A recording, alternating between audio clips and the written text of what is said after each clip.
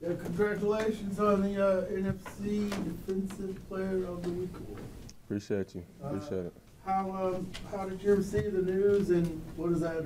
How do you take that all in when you get those awards and recognition league-wide like that? Yeah. Anytime you get some type of accolades or some type of reward, I feel like it's a reflection of what our locker room is.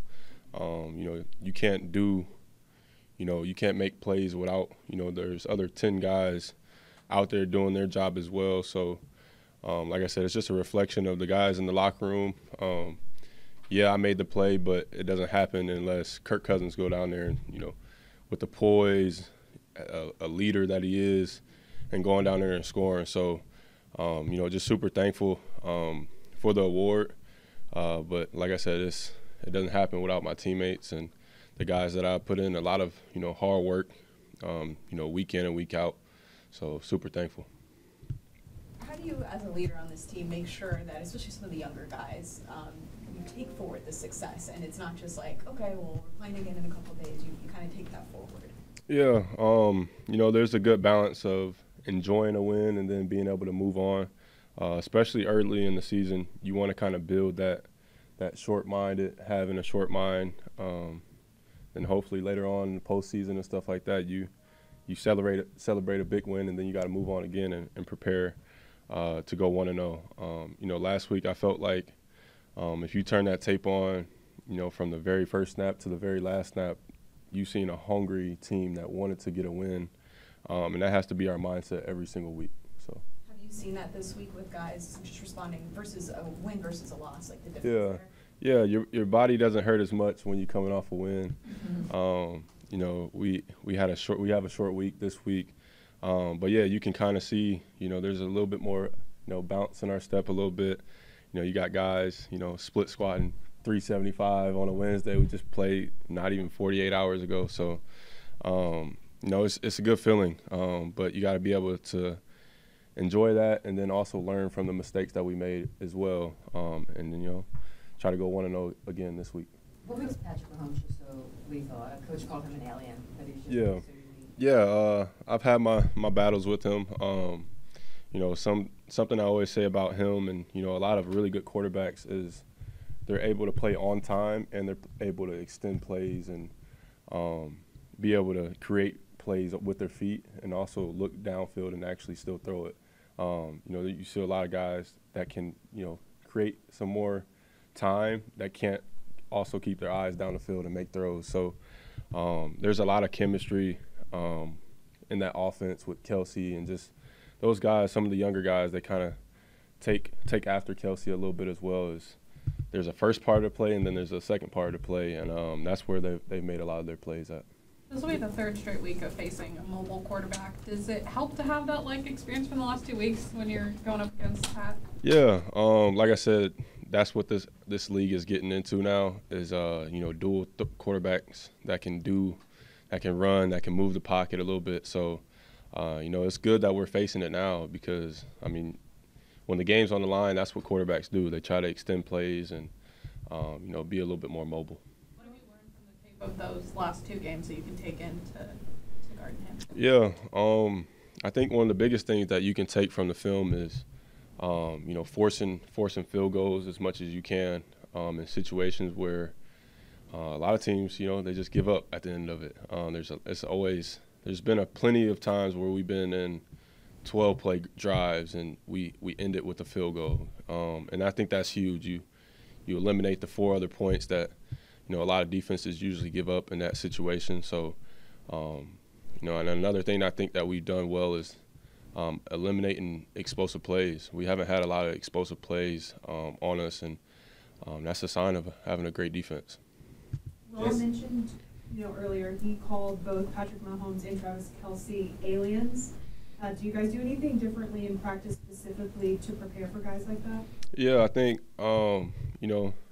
every week presents its own challenges, and I think, like I said, this week there's a first part of play. There's a normal football play for about 3 seconds, and then after that, there's about 5 more seconds that they create, and they just do a really good job. Like I said, that there's a lot of chemistry, there's a lot of timing, stuff that goes into that, and that's why they're one of the best teams year in, year out. I know it's early in the season, but how much can a win like the one in Philly kind of just help with the confidence of this team moving forward? Yeah, like you said, it's the confidence. We put in so much hard work, and sometimes the success doesn't, equal the amount of work that you put into it. And sometimes it is a loss, and then when you get that W, it gains. I feel like it almost makes your team closer. And that belief capacity just continues to grow and grow. And I think the teams that can keep that rolling week in and week out instead of just, we got to win and we can relax. No, you got to keep your foot on the pedal. And, that's, like I said, you got to stack days and then you stack weeks. And then next thing you know, you're looking up, you clinch the playoff spot and all that good stuff. So that's far along the road. But right now it's just every week is to go 1-0. Jesse, there's been an influx of mobile quarterbacks in the league. How have you seen defenses adjust to that? How y'all play scheme-wise? Yeah, I think a lot of, coordinators are starting to switch up a lot of looks. Instead of just lining up in single high, lining up in, 5-man pressures, 4-man pressures. Some guys are starting to drop 8 people and, only rush 3. And just switching up, the looks, because if, these quarterbacks, they get comfortable, you start seeing them, buy some more time, start scrambling a little bit more on their feet. I think that's what we're good at on defense as well, is just switching up the picture, multiple looks, being multiple, and being able to do multiple things. So, yeah. Jesse, that pick you made late in the fourth quarter, man, was, to say the least, was a game changer. It's critical. Can you talk through what you were seeing in that play? Yeah. In the game, like I said, shout out to Kirk. And that doesn't happen unless Kirk, that leader, just if you watch how Kirk operated throughout that 2-minute, no timeouts, you see how poised he was, and it just leads into our defense, I think. I think the first that first play of that drive, they called a 10-yard pass on the tight end. That's usually that's what gets the offense going. And, for me, I was just in the middle of the field. I knew A.J. Brown was out, so, a great coach, Zach Taylor, once told me, in crucial situations, don't think plays, think players. And my eyes went straight to Devontae Smith, and he inside release. A.J.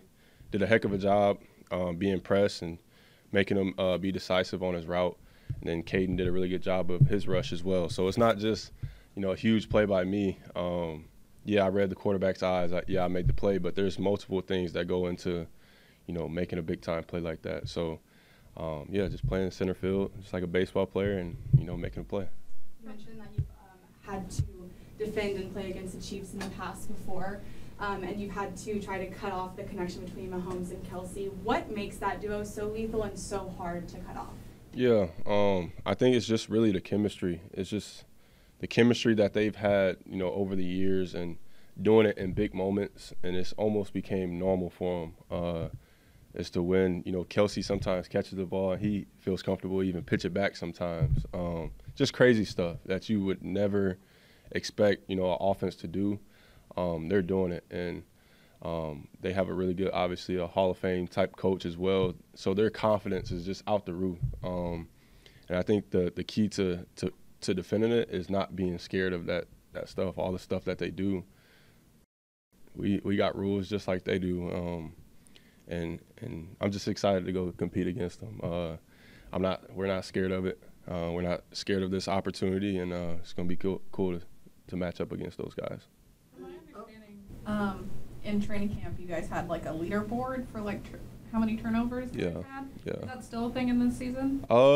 Not so much. You probably get some bragging rights or something like that, but we don't. We got more stuff to worry about than getting points and keeping points. We got to keep points off the board. So, no more point tracking or anything like that. Hey, Jesse, Richie didn't play the first week, and he got 10 snaps against the Eagles for against the package and so forth. How's he been handling as y'all have been adjusted since Justin's come on? Yeah, man, that's a great question. I told Rich when we made the move to add Justin, and Richie could have responded in many different ways. He could have checked out for the year. He could have did anything, and I think that's what it says a lot about our relationship and our brotherhood that we got in our DB room is Richie's ready to go. Richie's still ready he's preparing just like a starter. And like I said, I know it's a tough spot for Richie. He probably thought that this was his year to kind of solidify himself in this league, but at any moment, anything can happen. And for him to go out there and put his best foot forward and continue to prepare like a starter, I think it just says so much about him and what everyone else in this room should embody as well. So Richie's my brother, man. I really feel for him for sure. After your interception on Sunday, or on Monday, excuse me, you gave a hug to Arthur Blank. He will be inducted into the Ring of Honor on Sunday. That's awesome. What kind of owner is he, and what kind of leader is he like? Yeah, you talk from the top of the top all the way down, and you talk about somebody that wants to be recognized for like a whole worldwide just masterclass, everything he does.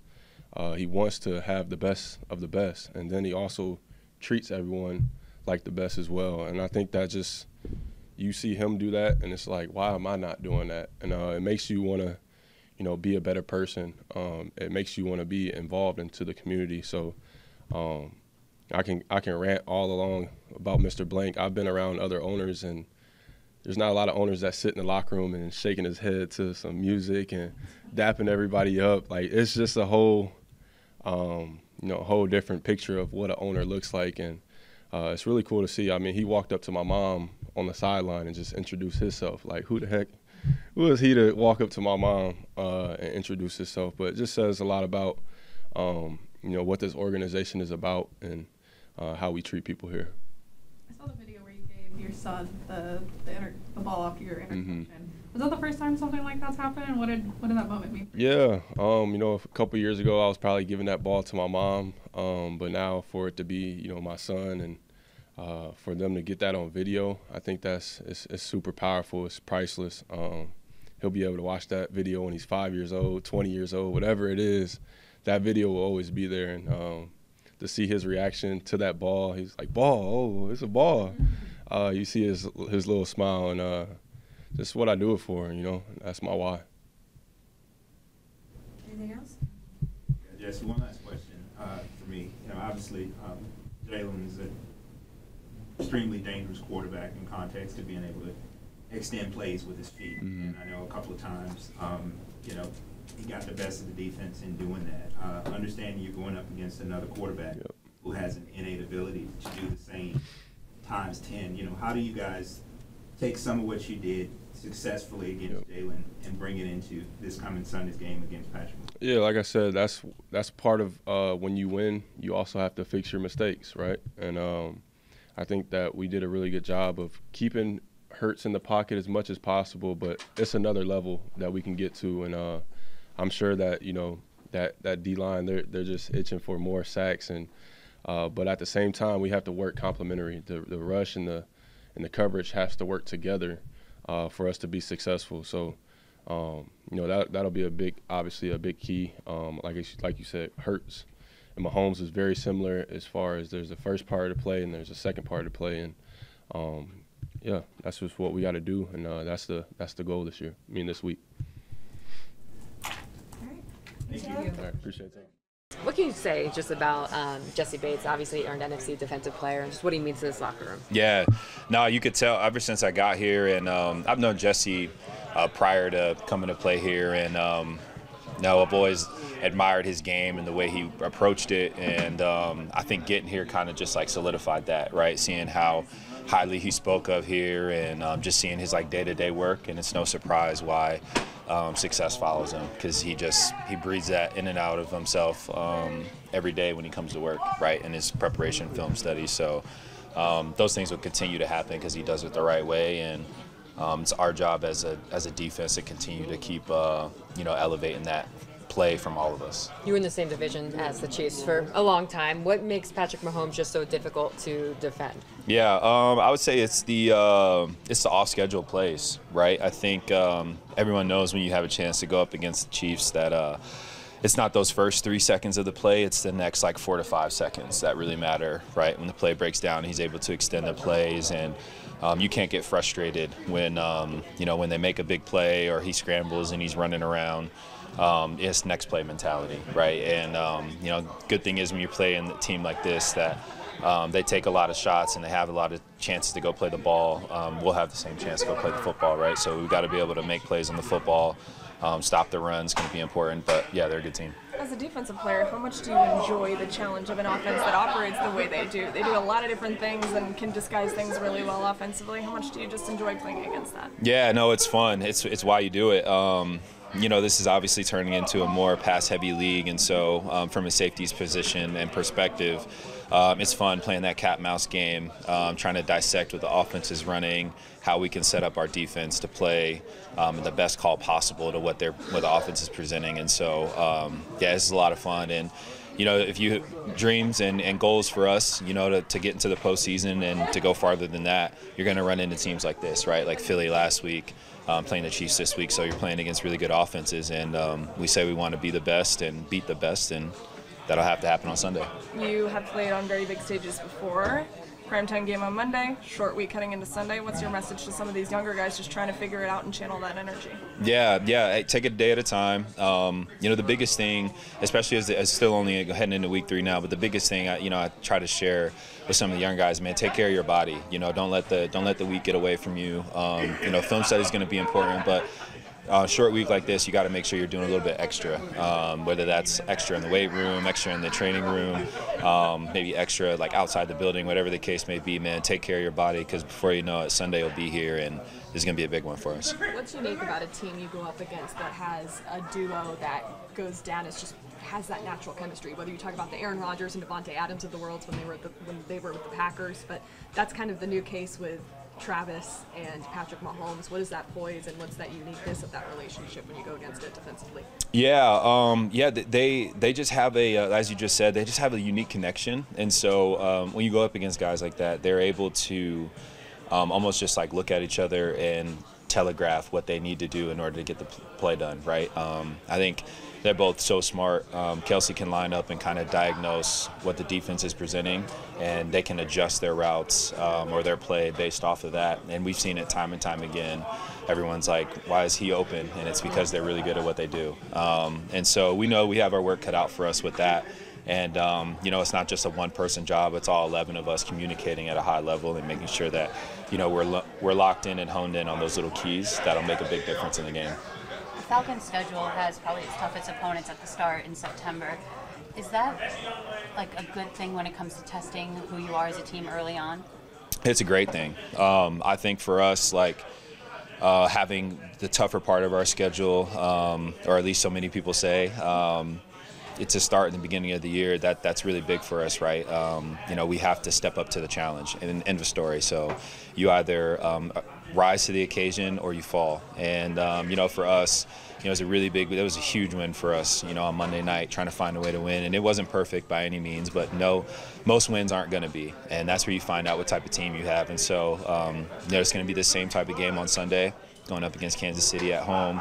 We're looking forward to going back in the bins with some momentum, and this will be another big one for us, and we'll be tested, and it's how you answer the bell when you get tested in times of trials, so we'll be good. Did you have any gut reaction when you decided to come to Atlanta and saw the schedule and was like, oh, going at it right away?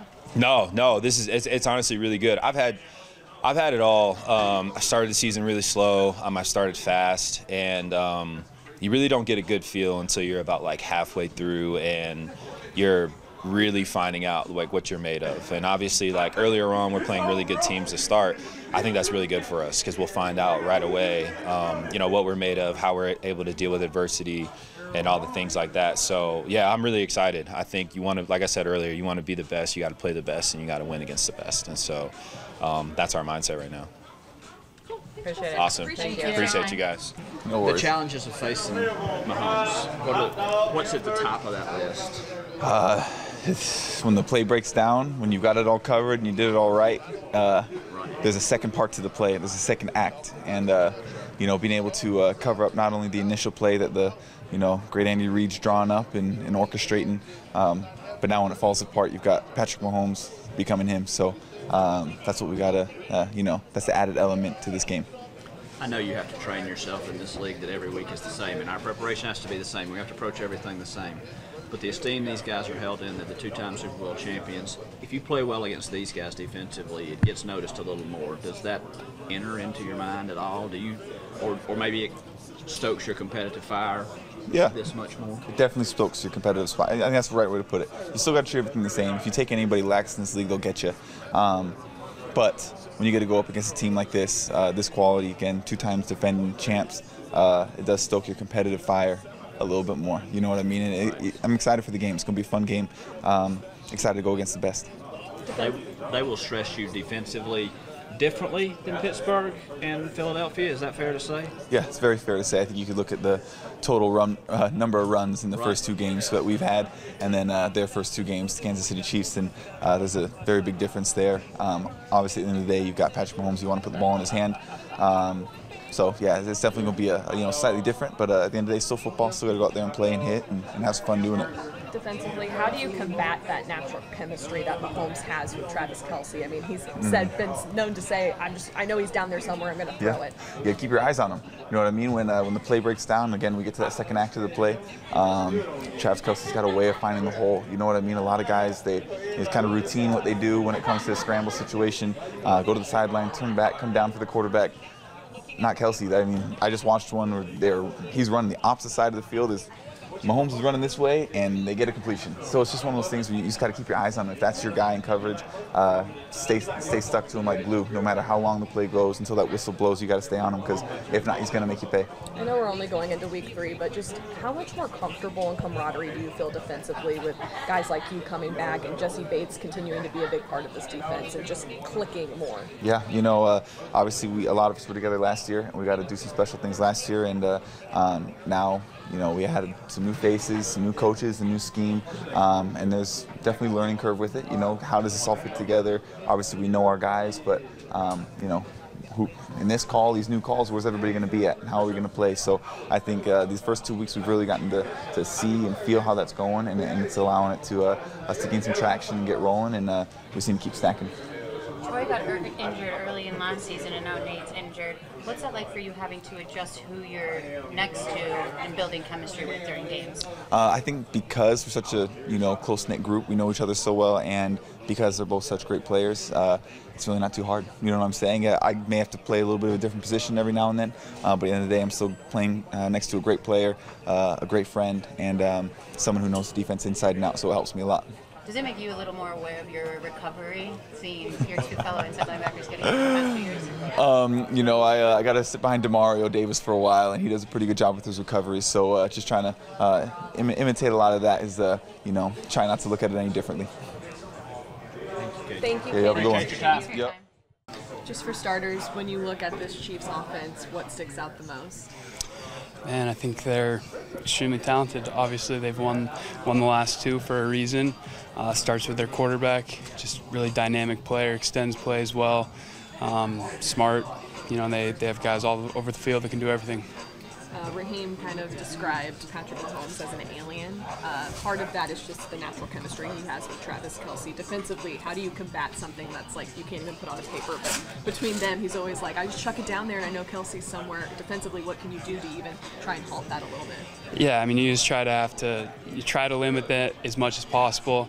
Obviously, he's extremely good at extending plays, and then Travis is good at, feeling zones and just kind of working off leverage. Yeah, and it is hard to stop, and it's hard to emulate. So it's going to be a challenge this week, but we're looking forward to it. Troy, each week there are challenges offensively, but this team has got a lot of weapons all over the place. How much do you enjoy the challenge of the tempo that they run and just how many options they have offensively? Yeah, I mean, they do all sorts of different stuff with smoke and mirrors and the motions and shifts that present challenges to the defense. So we just have to be able to communicate well and talk what we're seeing. And trying to limit explosives as much as we can. It's almost impossible to say what an identity of a football team is 2 games through the season, but for your group in particular, you guys have somewhat of an identity. What do you feel like that is? Yeah, I think as a defense we try to, stop the run, limit scoring, when they get down to the red zone, you know, they make them kick field goals, make them go the long, hard way, and you know, play fast, free, and physical. I think that's what our MO is. What makes your teammate Caden Ellis so special? Oh, Caden's awesome. Extremely smart, dialed, detailed guy. Great person off the field, easy to talk to, hang out with, but extremely knowledgeable and intense on the field. And I think that's, you know, a great way to be. I believe for the first time since 2013, the Falcons have back-to-back primetime games. What does that say that you get to do it now? You come off a big win for the Eagles, but now you get to have Sunday Night Football. Yeah, I mean, I think it's just an opportunity to go out there and put our brand of football on the national stage. You know, nothing changes between the white lines, but it is exciting for sure. Arthur Blank's going to get inducted to the Ring of Honor on Sunday. Just what has he meant to this organization? Oh, he's the man. He's awesome. I know personally, I'm from Montana. He has quite a reach out there, doing good things around the country, but Montana especially. You know, he's a tremendous person, and we're lucky to have him as our owner. How tough is Nate's injury to your position group? I know during the preseason there was talk of even getting creative and having all three of you out there at some point, maybe. Yeah, I mean it's a bummer that he's injured for a couple weeks, but we'll get him back sooner than later. And excited to have him back on the field because he is a tremendous competitor, tremendous player. Definitely adds some toughness and grit to our defense. I think people probably still aren't respecting the Falcons a little bit, even after that Monday Night Football win. But what are people missing when it comes to this team and how good you guys can be? Man, I think the sky's the limit, and only time will tell. I think that, you know, we're in a position that we are, ready to take the next step forward, and I think we're all ready to do that. How do you channel that energy of a big win on Monday Night Football on the road in one of the toughest road environments to play in the league into Sunday Night Football in a short week? Yeah, I mean, just take it one play at a time, one day at a time. It's the old cliche, I guess, but it rings true. You know, can't get ahead of ourselves and just go out there and do our best to try to limit. Yeah, we've got a great team. Last one from me. And on the sideline during that 2-minute offense that they were obviously illustrating so well, no timeouts. What's going through your head as a defensive player and the way that you were able to watch Kirk's boys and the rest of the group just get it done? Yeah, I mean, we came to the sideline and, you know, we knew that Kirk's extremely talented and our offense has explosive weapons, so we were getting ready to go on our own 2-minute stop. And didn't have much time to prepare for it because they scored so quickly, which is a good thing. Perfect. When you first saw the 2024 schedule, what did you think of like these September games, like kind of starting hot right away with big teams? Yeah, I think it was, you know, you're going to find out a lot about yourself early. Definitely have some good teams that we've had on the schedule and have had on the schedule. And it's a great challenge to test yourself early. Thanks, Troy. Yeah, Coach, how are the preparations going here for the Kansas City Chiefs? Good. You know, obviously a little bit of a sped up week. We got back late on Monday night, but you know, that's part of the deal. You get to work as fast as you can. Obviously know that there's a great challenge at hand, not only with the players they have on that side of the ball, but you know, Spagnuolo does as good a job as anybody from a schematic standpoint. So we're catching up. We feel like we're in a good spot. Obviously, we got the normal down and distance stuff done today, and we'll move to red zone or third down tomorrow. But definitely know we're in for a great challenge with not only the defense and then what they present on the other side of the ball as well. So defensively, could you speak to the play of Chris Jones and you know, his play up front for them? Yeah, he's been a great player for a long time. Doesn't look any different from what I remember, you know, watching him, you know, 5 years ago. So no decline there. He's incredibly disruptive in all facets of the game, run and pass game. So we got to be aware of where he's at. We got to get hands on him, and it'll be a great challenge for our guys. And were you pleased with the strides that your unit made from game 1 to game 2? I thought so. Just the overall, you know, operation I know was the biggest thing going from the first game of the season. Obviously, you know, no turnovers was big. The operation was a lot cleaner. You felt just the flow of the game just felt overall better.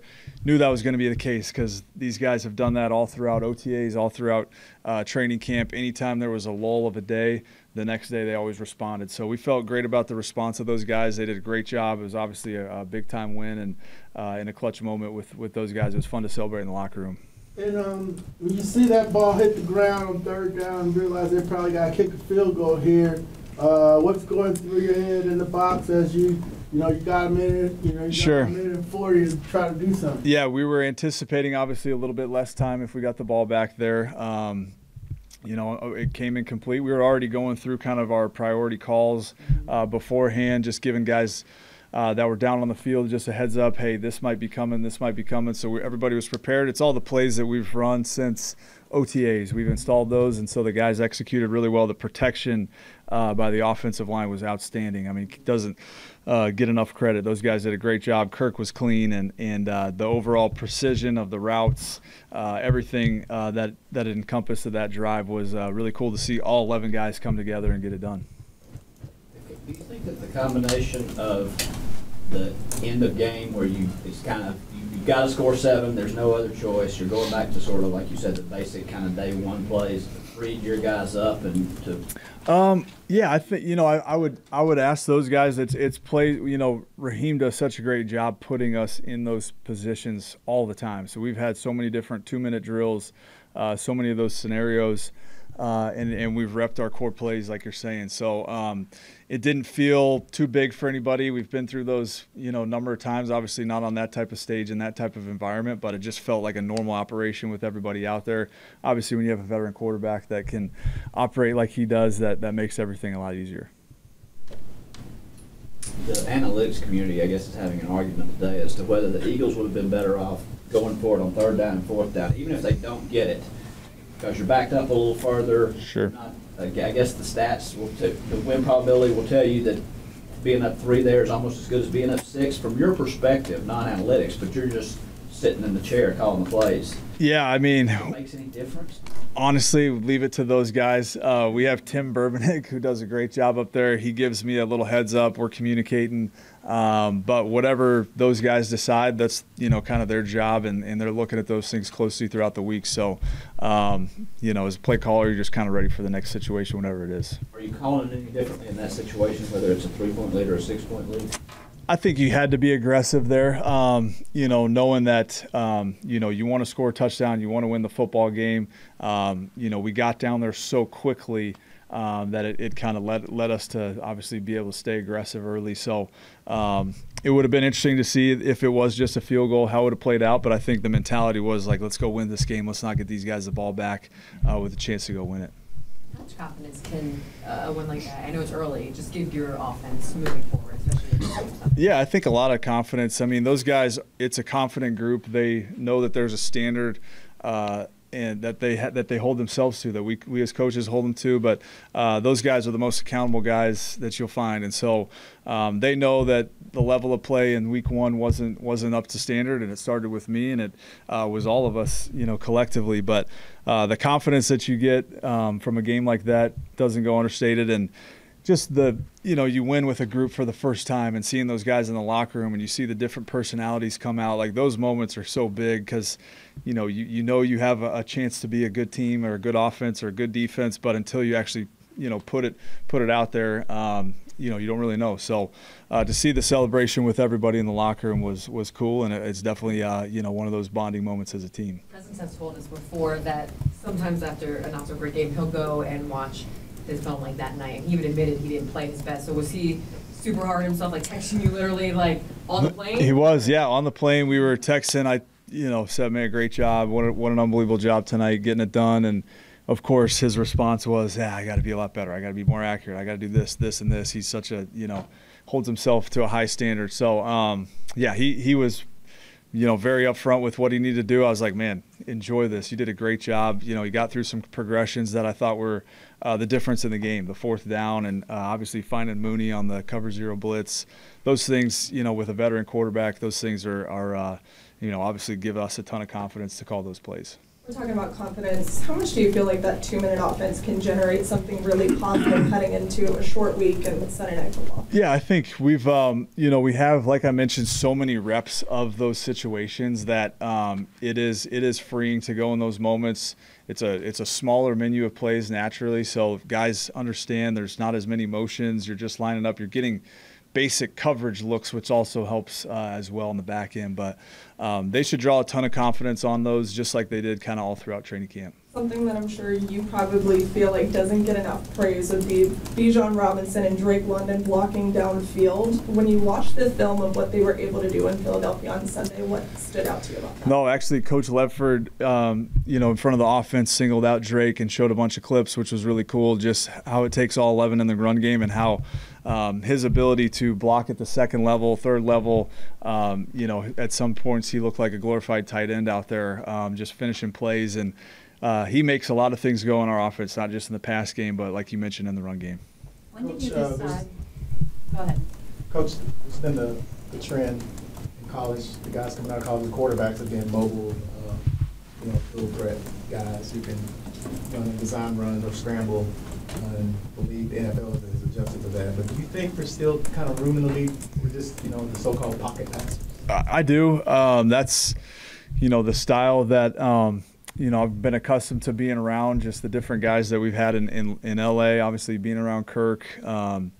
Mike is in that same, kind of category. So you love those guys that can throw the ball from the pocket, knowing that those critical situations are going to come down to third downs and 2-minute drives at the end of the game where you're going to need to throw the football from the pocket. So that's where my, eyes kind of go to, and is that style.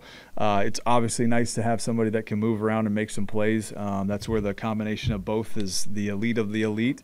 And then, the guys that can move around, like the other night with Jalen Hurts. I mean, he made so many plays with his legs. You got to give him a ton of credit. But, my eyes kind of go towards the traditional, pocket type of guys. What do you like about those kind of guys?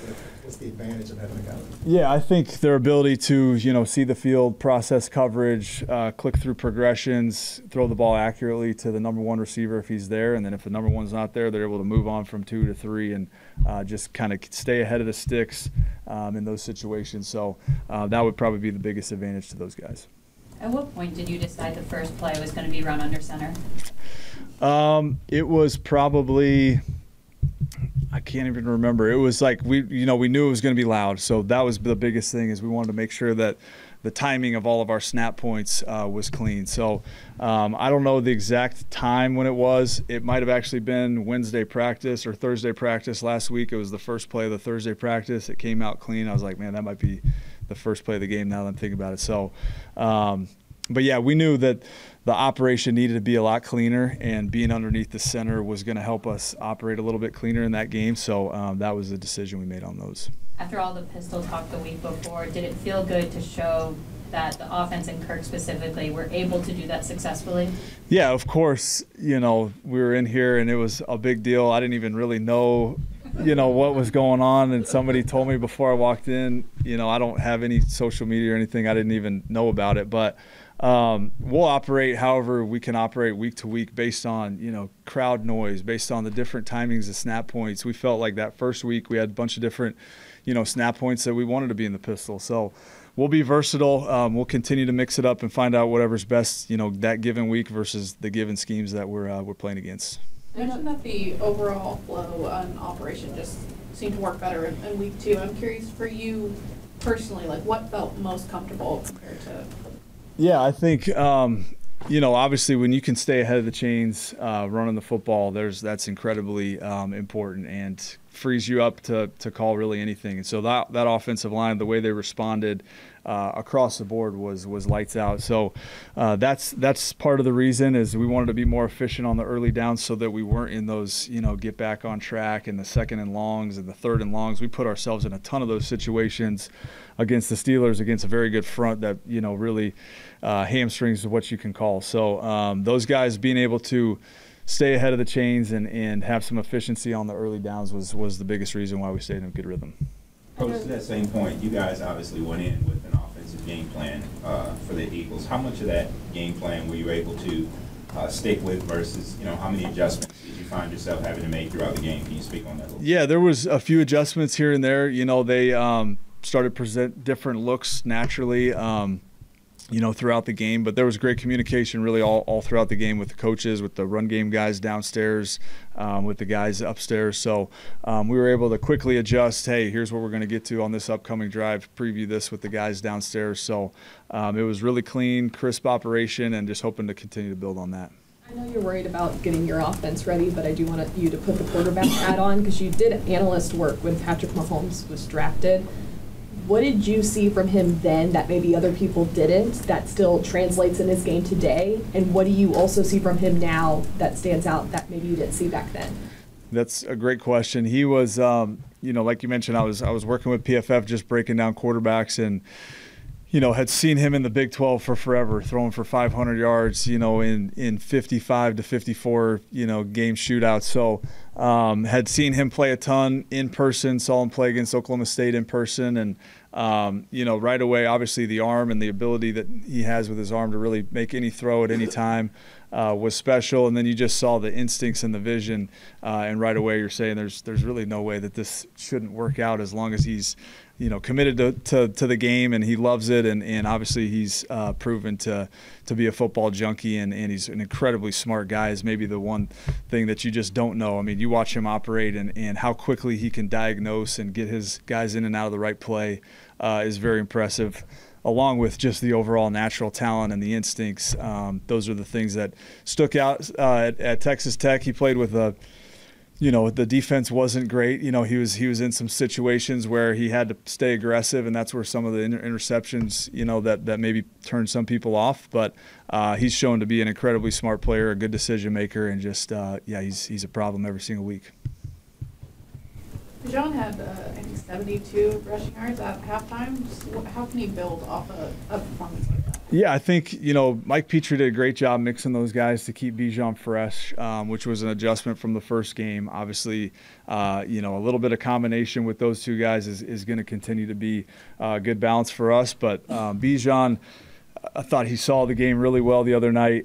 He was hitting everything that was there. I know he feels like he left a couple things on the table just in terms of attacking the third level of the defense. But those things will come with more reps, with just getting used to the game flow and how the speed of the game is in these live game situations. But really, I mean, you love Bijan for everything he does for the team. I thought, the blocking that he did the other night was incredible. Him being able to close the space on some of those linebackers and show what he can do in pass protection is as valuable as anything, but he'll just continue to get better.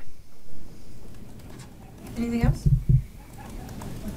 Cool. Awesome. Thank you, guys. Thank you. All right.